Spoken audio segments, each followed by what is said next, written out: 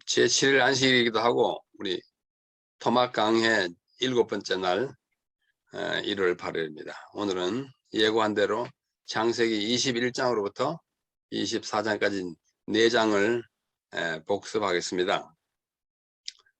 21장은 이삭의 출생과 그 다음에 하갈과 이스마엘이 추방되는 장입니다. 우리가 어제 본 대로 하나님께서 아브라함과 그의 아내 사라에게 내년 이맘때쯤 되면 네가 아들을 안으리라. 그들이 그 얘기를 듣고 웃었죠. 웃었습니다. 자, 그러나 한 해가 지난 다음에 그들은 아들을 안게 되었습니다.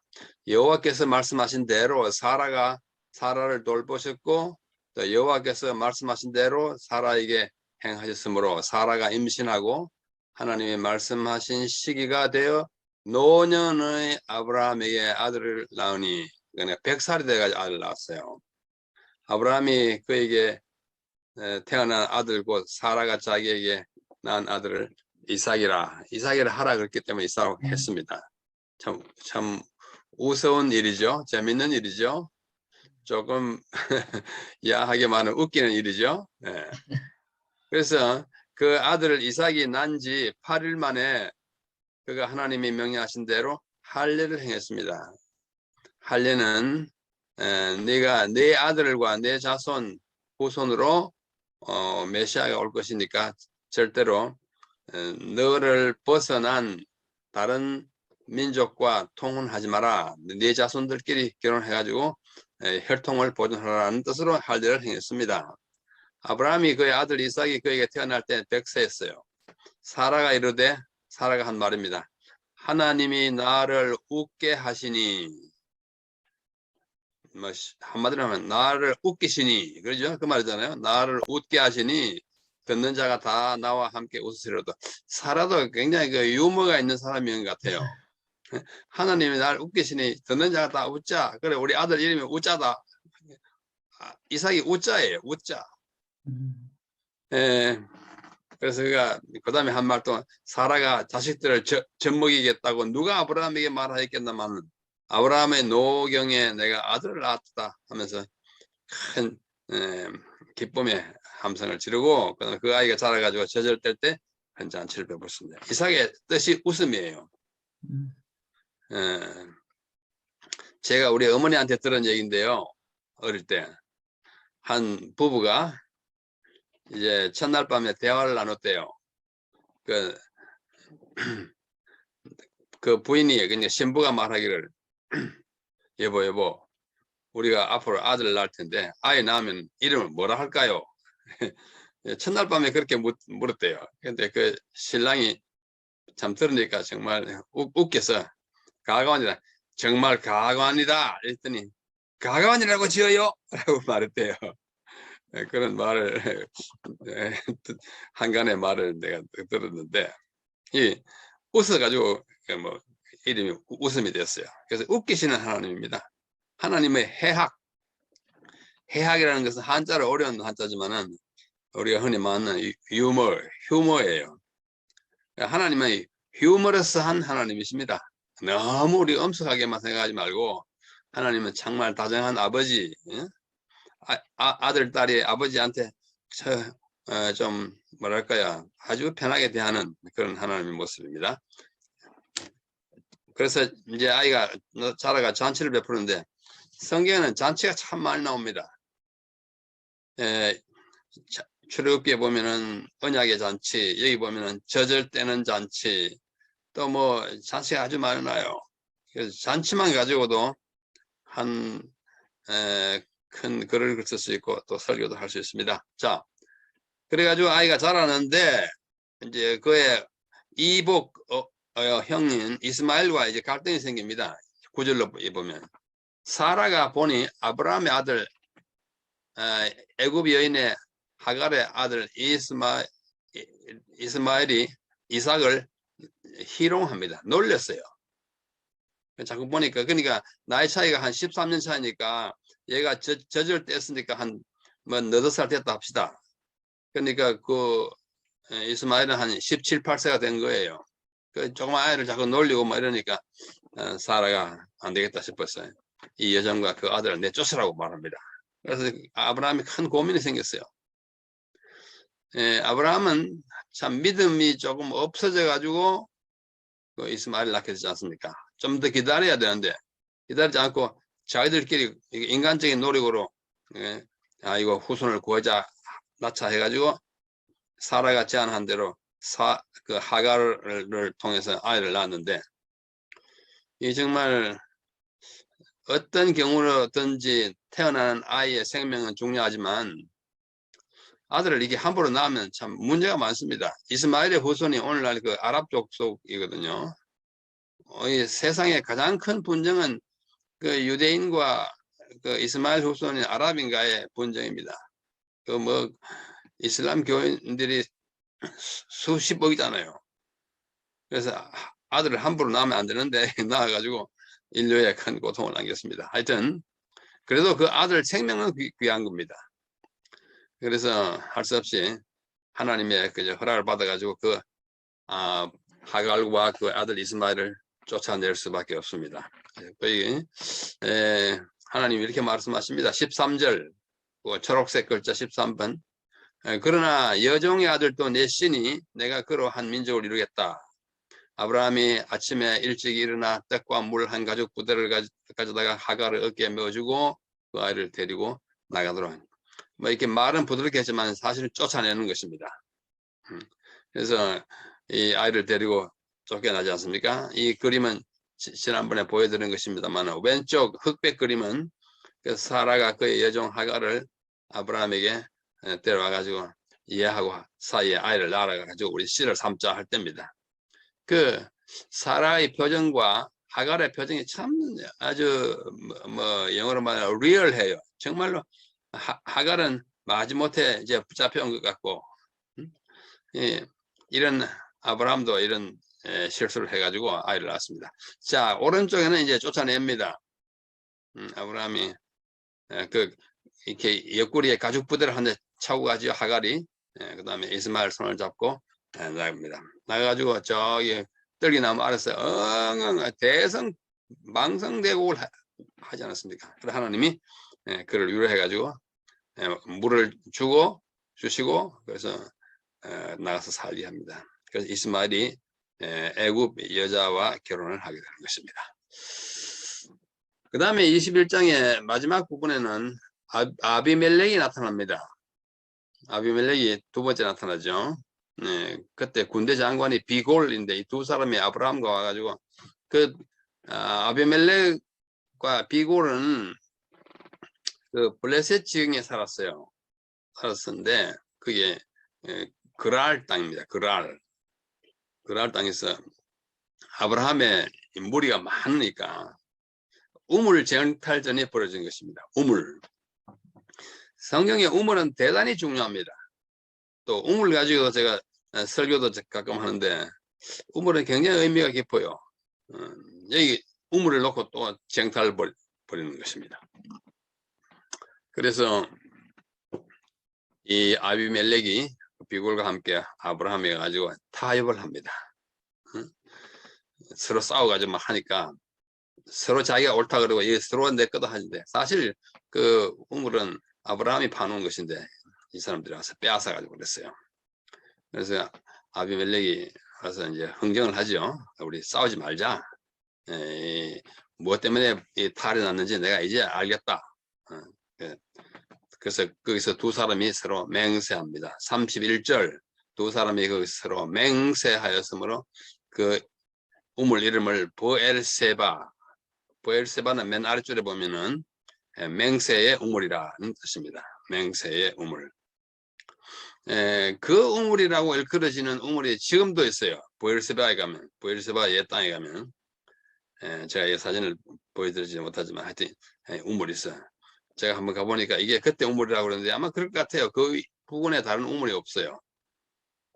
자, 어제 우리 한 분이 우리 김 선생님께서 물으셨는데 아비멜렉이 자 왼쪽 별도의 칼럼 있죠. 아비멜렉 영어로 아비멜렉하고 아비라는 말은 나의 아버지라는 뜻도 있고 누구누구의 아버지라는 뜻도 있어요. 그러니까 멜렉은 왕입니다. 나의 아버지는 왕이라는 뜻이고 멜렉의 왕의 아버지라는 뜻도 돼요. 나의 아버지는 왕이라는 뜻의 이것이 개인 이름일 수도 있고 또 그 그랄 땅의 왕의 칭호일 수도 있어요. 그래서 아비멜렉이 성경에 5명이 나옵니다. 뭐 기드온의 아들도 아비멜렉이고 아비아달 제사장의 아들도 아비멜렉이고 또 아비멜렉이 있고 창세기에 나오는 아비멜렉은 일반적으로 2사람이라고 봅니다. 창세기는 아비멜렉이 3경우에 나와요. 지난 시간에 창세기 20장 1절로 8절에 사라를 아브라함이 자기 부인을 누이라고 해가지고 난리 났을 때 한 건, 그 다음에 지금 있는 21장 22절로 34절에 우물 때문에 아브라함, A는 아브라함입니다. 아브라함의 우물을 빼앗아가 그 사건에 있는 아비멜렉. 그 다음에 내일 우리가 보게 되는 블레셋 사람이 이삭의 우물을 또 막는 사건이 또 나와요. 그래서 이 3사건은 각각 다른 아비멜렉이라고 보기는 힘들고 또 똑같이 다 각각 다른 사람이 보기 힘들 뿐만 아니라 다 한 사람이라고 보기도 힘듭니다. 그래서 이 3사건 중에 적어도 아비멜렉이 2사람 있을 것이다 이렇게 생각하는 것이 일반적인 이해입니다. 자, 그래가지고 이제 가장 중요한 장인 22장으로 넘어갑니다. 모리아산에서 이삭을 번제로 드리라고 하는 것입니다. 청천벽력이죠. 100살에 얻은 아들이 이제 나이가 이제 거의 뭐 한 20살 가까이 돼, 아마 17, 8세쯤 되었다고 생각합니다. 그때에 하나님이 아브라함을 시험하려고, 노란 글자 시험하려고 그를 부르시되, 야고보서는 말하기를 하나님께서는 아무도 시험하지 않는다고 했는데 여기는 아브라함을 시험하려고 했어요. 시험에는 2가지가 있습니다. 하나는 그 시험에 빠져가지고 죄를 짓게 하는 시험이 있고, 또 하나는 이 사람이 믿음을 얼마나 큰지, 또 믿음을 강화하기 위한 단련의 시험이 있습니다. 단어는 똑같지만은 목적과 그 과정이 달라요. 여기서는 시험에 빠뜨려 가지고 멸망시키려고 하는 시험이 아니라 아브라함의 믿음이 얼마나 큰지 시험하는 것입니다. 그를 부르시되 아브라함아, 그가 이르시되 내가 여기 있나이다. 여호와께서 네 아들 내 사랑하는 독자 이삭을 데리고 모리아 땅으로 가서 내가 네게 일러준 한 산 거기서 번제로 드리라. 이것을 설명하려면 한 시간 정도 걸립니다. 아주 단어 하나하나 아주 중요해요. 그리고 다 할 수가 없고, 이거는 100세에 얻은 아들을 다 키워가지고 이제 성인이 다 되려고 할 때 번제라는 것은 태워서 이제 죽이는 거잖아요.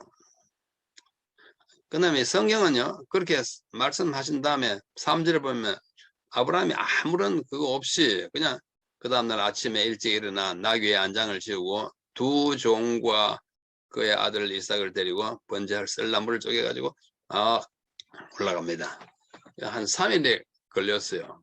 3일. 그랄에서 모리아산까지는 60마일입니다. 60마일은 약 240리예요. 굉장히 멀죠. 그러니까 사흘 걸렸습니다. 이 아브라함이 아들이 한 20살 됐으면, 한 17, 8세 됐으면 아브라함은 117, 8세입니다. 100살 차이 나니까. 근데 천천히 걸어서 사흘 걸렸어요. 아브라함이 이미 떠날 때 이삭을 바치려고 떠난 것입니다. 바치지 않으려면은 이런저런 핑계 대가지고 안 떠났겠죠. 떠날 때 이미 그는 이삭을 바친 것입니다. 사흘 후에 진짜 바치려고 했을 때 안 바쳐도 됐어요. 됐다, 알았다. 그렇잖아요. 그것은 예수님이 사흘 동안 무덤에 있었던 것을 우리에게 떠올리게 합니다. 이 이삭 독자는 하나님의 독자의 죽음을 예표하는 것이기 때문에 그렇습니다. 5절, 이 아브라함이 종들에게 끝까지 가가지고 너희는 나귀와 함께 여기 있거라. 내가 아이와 함께 저기 가서 예배하고, 너는 여기 있고 우리는 저기 가서 예배하고 제사 드리고 우리가 너희에게로 돌아오리라. 제가 우리가라는 단어를 파란 색깔을 칠해 놓았습니다. 이것은 개역 개정판이에요. 그러나 한글 개역 한글판, 우리가 보통 쓰는 개역 한글판은 우리가라는 단어가 없습니다. 그러나 우리가라는 단어를 넣는 게 맞아요. 히브리 글자, 문장이 그렇습니다. 가만히 보십시오. 가서 예배하고 제사를 드리면 이삭이 있을까요, 없을까요? 들어가 제물 됐으니까 죽고 없잖아요. 그 다음에 내려올 때는 나 혼자 내려와야 되는데, 우리가 너에게로 돌아오래. 우리가 누구예요? 나와 아들 아브라함과 이삭이에요. 그래서 아브라함은 지금 자기도 모르는 사이에 예언하는 거예요. 제사를 드리긴 드리되 올 때는 또 우리가 온다 이거예요. 뭐 모순 같지만은 이게 믿음입니다. 자기도 모르게 한 예언이에요. 우리가 너에게로 돌아오리라 이렇게 말하는 것입니다. 이에 번제 나무를 가지고 이제 올라갑니다. 손에 칼을 들고 불 들고. 그런데 한참 올라가다가 그 이제 철 닿던 이삭이 말합니다. 이삭이 그 아버지 아브라함이 말하되, 보십시오. 내 아버지요. 왜 이 말이 내 아들아 여기 있노라. 이게 히브리식 표현입니다. 누가 부르면 아무개야 여기 있나이다. 우리말로 하면 왜요 이 말이에요. 이삭이 그러되 불과 나무는 있거니와 번제할 어린 양 어디 있습니까? 이 물으면 제발 이삭이 묻지 않아 주기를 바랐는데 그렇게 이 말을 하니까 아브라함이 당황해가지고 급당황해가지고 내 아들아 번제할 어린 양 하나님이 자기를 위해 준비하시리라 이렇게 더듬거리면서 대답했을 거예요. 네? 제가 지금 흉내 낸 것처럼 버벅거립니다. 이삭은 아무리 이상한 거예요. 불과 자기 등에 나무는 있고 등을 들고 불을 들고 하는데 영이 없는 거예요. 함께 나아가지고 하나님이 그에게 일러주시더라. 그때 차분하게 이제 이야기하는 거다. 이삭, 하나님 너를 바치라고 그랬다. 너 오늘 제물로 죽는 거야. 보조와 선자에는 자세히 이야기하고 있어요. 이 청년이 아빠 나는 죽기 싫어요. 내 청춘이 아직 구말리 같은 인생을 앞에 두고 왜 내가 죽습니까? 아버지 다른 양 구해가지고 하고 싶어. 나는 갑니다 하고 그 산을 뭐 떼서 내려왔으면 아브라함이 못 따라옵니다. 그러나 손종자라는 아브라함의 아들 이삭은 아버지의 믿음을 전수받았는지 그렇게 하시라고. 아브라함이 이삭을 묶을 때 거기 보면 파란 글자 결박하여, 파란 글자 결박하여 9절에 있는 제단나무 결박할 때 이삭이 아버지를 도왔다고 합니다. 자기를 묶는 아버지의 손에 얼마나 떨렸겠어요. 우리 육정으로는 그 감당할 수 없는 거예요.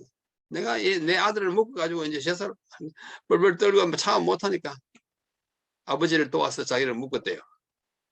제단나무 위에 놓고 손을 내밀어 칼을 잡고 그 아들을 잡으려 하니 양을 잡듯이 여호와의 사자가 하늘에서부터 급히 그를 불러가는데, 급히라는 말이 없지만 그다음 부르는 거 보면 급히 불렀어요. 아브라함 아브라함아. 왜? 손이 지금 내려치면 지금 이삭이 죽잖아요. 아브라함아 아브라함아 하시는지라. 아브라함이 이르되 내가 여기 있나이다. 왜요? 말이야. 사자가 이르되 그 아이에게 내 손을 대지 마라. 그에게 아무 말도 하지 마라. 네가 내 아들 내 독자까지도 내게 아끼지 아니하였으니 내가 이제야 네가 하나님을 경외하는 줄 아노라. 시험이 이런 시험이에요. 시험에 아브라함이 합격한 것입니다. 합격이다. 그래서 창세기 22장을 히브리인들은 아케이다라고 합니다. 아케이다라는 말이 거기 9절에 있는 결박이라는 뜻이에요. 결박하다, 결박. 그래서 유대인들이 아케이다 그러면 창세기 22장입니다. 이삭을 결박해서 바치려고 했던 아케이다, 히브리 말로 아케이다, 결박이에요. 그래서 이 아주 급히 부르는 하나님의 음성, 아브라함아, 아브라함아. 성경에는 사람을 이름 두 번씩 부르는 경우가 10번 나타납니다. 구약에 신약에 합쳐가지고 한 10번 나타납니다. 저도 이 설교하기를 좋아합니다. 두 번씩 부르시는 하나님. 여기 아브라함아, 아브라함아. 49장에 가면 야고바, 야고바. 사무엘상에 가면 사무엘아, 사무엘아. 뭐 이사야 29장에 가면 아리엘, 아리엘. 아리엘은 예루살렘이에요. 뭐 이렇게 자꾸 두 번씩 불러요. 왜 부를까요? 여러분들 다 아이의 이름을 부를 때 아무개야, 아무개야 그러잖아요. 언제 그렇게 합니까? 지금처럼 다급할 때, 막 위험할 때, 아무개야, 아무개야! 이게 부르잖아요. 하나님 똑같아요. 또 굉장히 마음에 시름이 있어가지고 아들에 대한 염려는 있을 때, 아무개야, 아무개야. 이렇게 볼 수 있습니다. 예? 또 사랑이 가득해가지고, 얘야, 얘야. 두 번 부를 수 있어요. 정말 이 부성의 아버지, 아들을 또는 딸을 부를 때 두 번씩 부르시는 하나님은 정다운 하나님이시고, 우리의 위급한 상황에서 직접 개입하시는 하나님이시고, 우리가 또 멀리 떠날 때 정말 마음 아파서 간절한 음성으로 부르는 음성입니다. 하나님의 모습입니다. 자, 그렇고 그렇게 해서 이 독자가 바쳐지게 됐는데, 그때 이 아브라함이 한 말이, 내 아들아 번제할 어린 양은 하나님이 자기를 위하여 친히 준비하겠다 해가지고 여호와 이레라는 말이 거기 나옵니다. 여호와 이레는 여호와께서 준비하시는 뜻잖아요. 자, 거기 중간에 하나님이 자기를 위하여 친히 준비하시리라, 뭐 엘로힘 이레 엘로 있고요. 이거 영어로 어떻게 하냐면 New King James Version은 God will provide for himself, 자기가 자기를 위하여 하나님이 자신을 준비하시더라, 이렇게 번역되어 있는데, 이 히브리어 문장은 영어로 He will provide himself as the lamb, 하나님이 자기 자신을 양으로 준비하실 거야, 이렇게도 번역할 수 있어요. 히브리 문장이 그렇습니다. 다시 말해서 하나님이 자기를 어린 양으로 제공하시리라로 번역할 수 있는 것입니다. 문자적으로 옮기면 하나님이 자기를 어린 양으로 보시리라. 여호와 이레예요. 이것도 예언입니다. 하나님이 자기를 어린 양으로 주는 거예요. 굉장히 의미 깊은 문장입니다. 이 아브라함이 응급결에 예언한 거예요. 응급결에. 제가 그렇게 표현하죠. 자, 이 모리아산이 현재의 모습이에요. 여기 가보신 분들이 들어 계시죠. 예루살렘을 대표하는 관광객들을 대표하는 건물입니다. 이게 뭐냐면은 지금은 이슬람이 차지하고 있기 때문에 유대인들이 들어가지 않습니다만은 원래 여기에 솔로몬이 성전을 지었던 곳입니다. 모리아산의 성전은, 성경에 모리아라는 말이 딱 두 번 나옵니다. 하나는 이삭을 바치라 할 때 한번 쓰였고 창세기 22장에, 하나는 역대에 가보면은 모리아 산에 위에다가 솔로몬이 성전을 지었다. 성전을 지은 그 자리가 아브라함이 그의 아들 이삭을 바치던 자리, 딱 두 번 나오는데 거기에 중요한 연결이 돼요. 이것이 아까 본 건물을 가까이서 본 것인데요. 이 황금의 도움이 있어요. 이게 반석의 도움이라고 합니다. 반석이 왜 여기 나오냐면 이 건물 안에 반석이 있어요. 그 반석 위에다가 지성소를 지었습니다. 그 지성소를 품고 있던 솔로몬의 성전이 무너졌어요.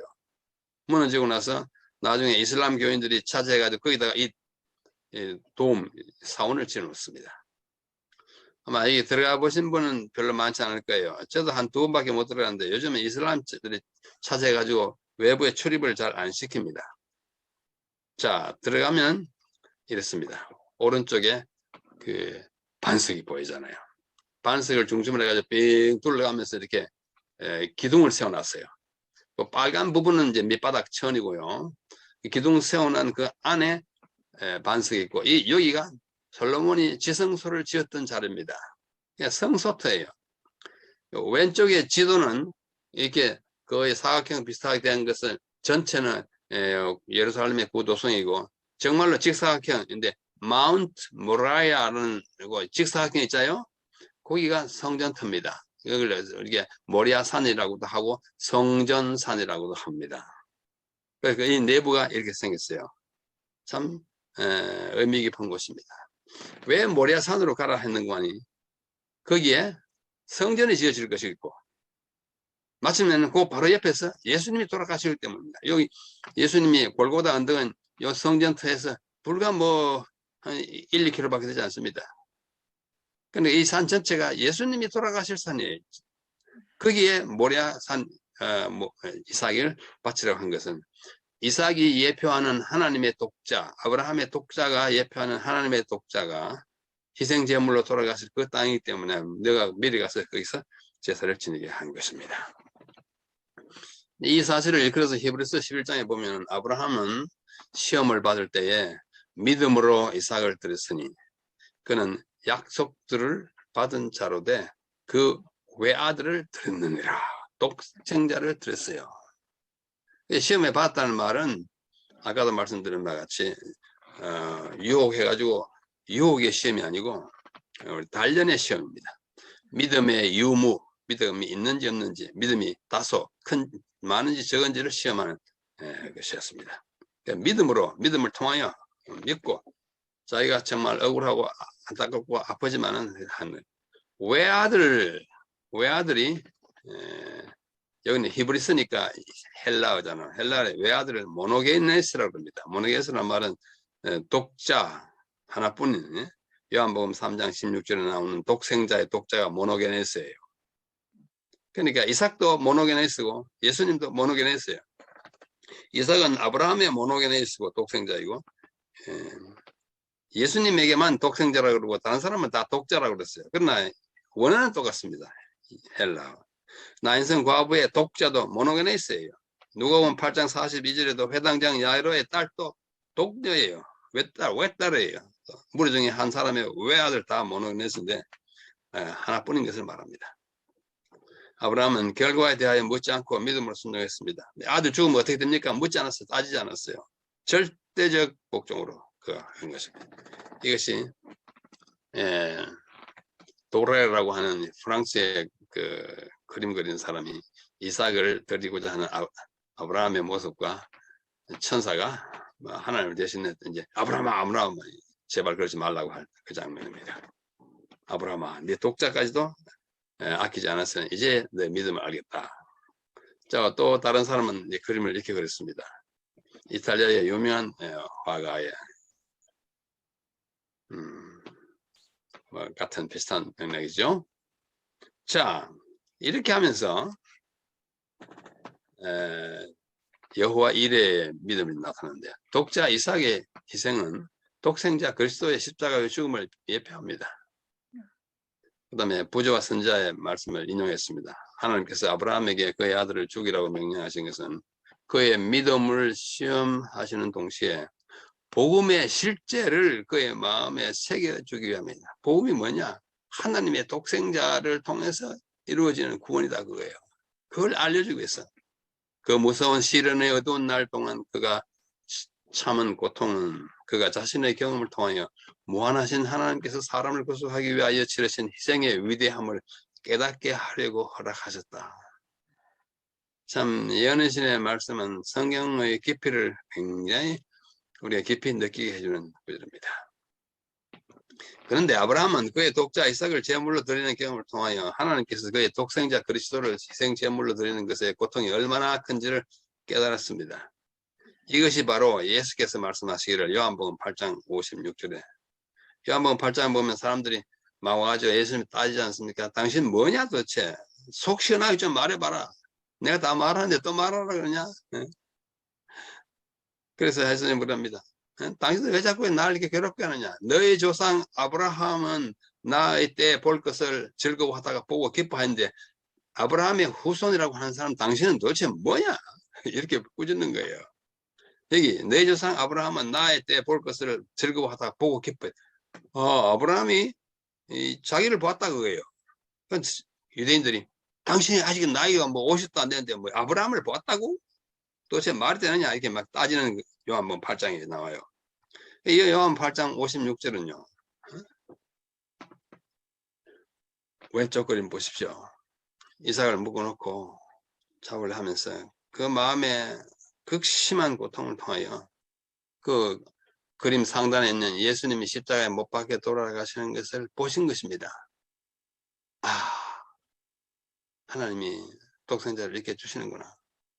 이걸 보고 예수님이 말씀하시기를 너희 조상 아브라함은 나의 때 볼 것을 즐거워하다가 보고 기뻐하였느니라. 뭐 이거 십자가만 본 것이 아니라 예수님이 하시는 모든 행적을 그가 계시로 보신 것이 분명합니다. 오른쪽 이 흑백 그림은 역시 이삭을 묶어놓고 아마 같은 십자가를 본 것처럼 그림이 배열되었습니다만 아브라함은 봤어요. 예수님을 보고 기뻐했다고 하는 말씀입니다. 자, 23장은 이제 사라의 죽음과 장사에 대해서 기록했습니다. 사라가 127세 살고 죽었습니다. 성경에 그 향년이 돌아가실 때 나이가 언급된 유일한 여자가 사라입니다. 다른 사람들은 죽을 때 나이가 기록된 것이 사례가 없습니다.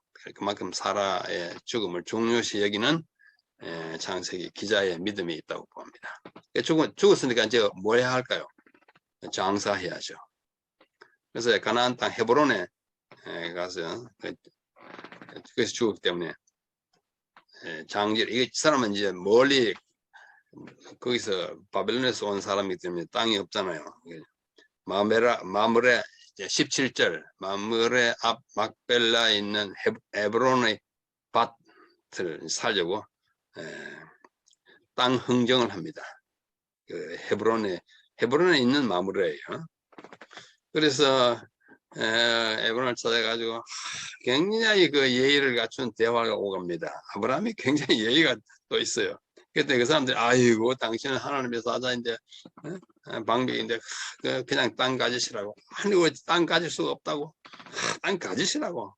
또 그렇게 하면서 자꾸 신랑이를 한참 부릅니다. 그 아까운 지면을 많이 하려 해가지고 두 사람이 땅 흥정하는 데 맞췄어요. 자, 지도 보십시오. 왼쪽 마므레 헤브론이 거기 나와요. 아주 딱 붙은 것입니다. 사해의 바로 서쪽이에요. 거기 조금 더 올라가면은 살렘이 예루살렘입니다. 어제 어떤 분이 물으셨는데요. 창세기 14장에 나오는 살렘 왕은 예루살렘을 약하게 간단하게 칭하는 것입니다. 그렇게 봅니다. 그 마무리에 있는 이제 굴이 있었어요. 그 굴을 후대에 사람들이 건물로 만들어서 그 안에 부조들의 시신을 갖다 모시는 것이 오른쪽 건물입니다. 그 안에 가면 아브라함의 묘, 사라의 묘, 이삭의 묘, 리브가의 묘, 야곱의 묘, 야곱의 부인 레아의 묘가 거기 다 있어요. 라헬은 여기 없습니다. 라헬은 왜냐하면 둘째 부인이기 때문에 그래요. 라헬은 다른 곳에 묻었습니다. 자, 이 안에 건물 안에 들어가면 이렇게 생겼습니다. 왼쪽 그림은 사라를 장례하는 굴 안에, 그 당시는 굴이었으니까 장례 행렬이고, 오른쪽에 좀 우중충한 그림은 사라의 묘입니다. 그 큰 건물 안에 있어요. 이거 글자는 아랍어로 돼요. 그냥 지금 아랍인들이 이슬람이 찾아오기 때문에 그렇습니다. 그러나 그 옆에 가면, 그러니까 왼쪽 그림은 아까 그 큰 건물의 내부를 이렇게 불 밝히고 이슬람교인들이 기도하는 장면이고, 오른쪽 그림은 아브라함의 무덤입니다. 아브라함. 그 아브라함의 그 시계 밑에 팻말이 붙었죠. 그건 히브리어예요. 시온 케벨 아브라함 아베누. 우리의 아버지만 조상이라는 뜻이에요. 우리의 아버지 아브라함의 무덤 시온. 이렇게 써놨습니다. 이 안에 아브라함의 시신을 그때 모셨다고 생각됩니다. 이 안에 아브라함과 이삭과 야곱의 부부가 다 있습니다. 들어가면 아주 이제 엄숙한 느낌을 갖게 합니다. 자, 마지막 24장은 창세기에서 가장 긴 장이에요. 67절까지 있어요. 창세기 50개 장의 전체 절수가 1533절이니 장당 평균이 30.66절인데 24장은 67절이니 평균 절수의 2배도 훨씬 넘어요. 2.2배입니다. 막 길어요. 그게 뭘 썼느냐 하면 이삭과 리브가의 결혼, 이삭을 위해서 리브가라는 신부를 이제 데려오는 그 이야기가 아주 또 깁니다. 멀리 가서 와요. 사라가 이삭을 낳았을 때 90세였잖아요. 아브라함 100세였고, 그러니까 127세에 죽었으니까 이삭을 낳고 37년 후에 죽었어요. 그러므로 이삭의 나이가 37세였습니다. 그러나 이삭이 결혼할 때 나이는 창세기 25장에 보면은 40세였으니까 어머니가 죽고 나서 3년 후에 결혼했습니다. 근데 이삭의 부인을 구하기 위해서 아브라함이 그 종을 멀리 또 고향 땅에 사는 저기 북쪽에 보내지 않습니까? 아람 바단이라고 보내가지고 신부를 얻어옵니다. 아주 그 극적인 그 만남의 장면이 있어요. 뭐 그래서 데리고 와가지고 결혼을 합니다. 24장 67절 맨 마지막 절이죠. 이삭이 리브가를 인도하여 그의 어머니 사라의 장막으로 드리고 그를 맞이하여 아내를 삼고 사랑하였으니 이삭이 그의 어머니의 장을 장려한 후에 위로를 얻었더라. 이렇게 해서 이삭이 결혼함으로 끝납니다. 자, 지체됐지만 오늘 여기까지